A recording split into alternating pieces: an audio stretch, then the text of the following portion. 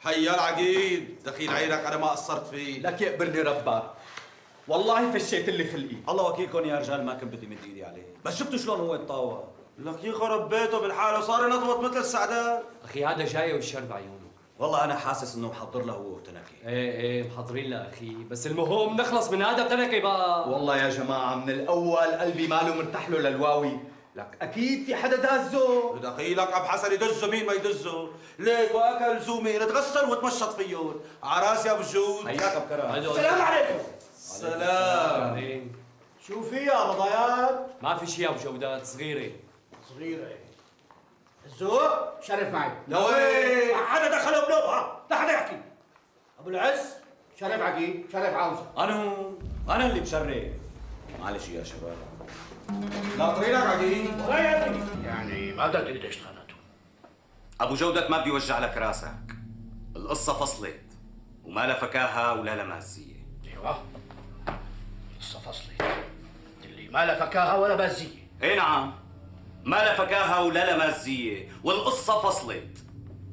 عزو بدي اعرف ومنك انت بدك تحكي لي، والا تعرفوا الهواوي راح اشحطه من شواربه وشوفوا لاقول. والله ايش كان بدك تشحطه اشحطه، هي شغلتك مو شغلتي يا ابو جودات. بس انا من عندي بقول لك القصة فصلت يعني فصلت. عزو لا تكون مفكر حالك مسنود. اسمع، انا بجودك وبتعرفني، انا بحبسك. الي رعبتني والله. ايش كان تقدر تحبسني شرف احبسني. مش كان بقدر؟ ايه بقدر. احبسني. شو يعني؟ مو فارقة معاه؟ لا والله مو فارقة معي. مين اللي دعمك؟ انا مالي غير الله. لا اله الا الله، لا اله الا الله. بس فهمني، مين جاب لك العفو؟ والله اذا كان بدك تعرف روح اسال. يعني روح على السرايا اسال. انو روح اسال.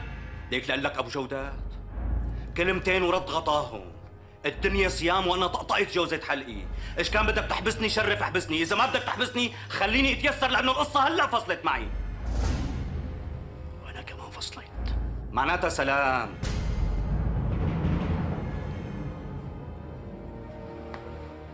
هلا بس مشان هيك اخذك على المخفر؟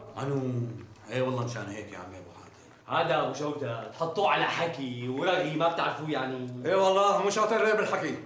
امشي معي لعند الباب، امشي. وشو اخذوا لعند الواوي؟ مشان يتصالحوا.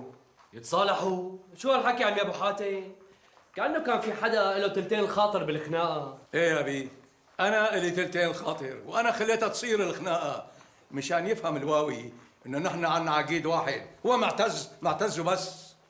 وهلا بمناسبه شهر رمضان لازم يتصالحوا، وتنكي اتركوه علي انا بدبره.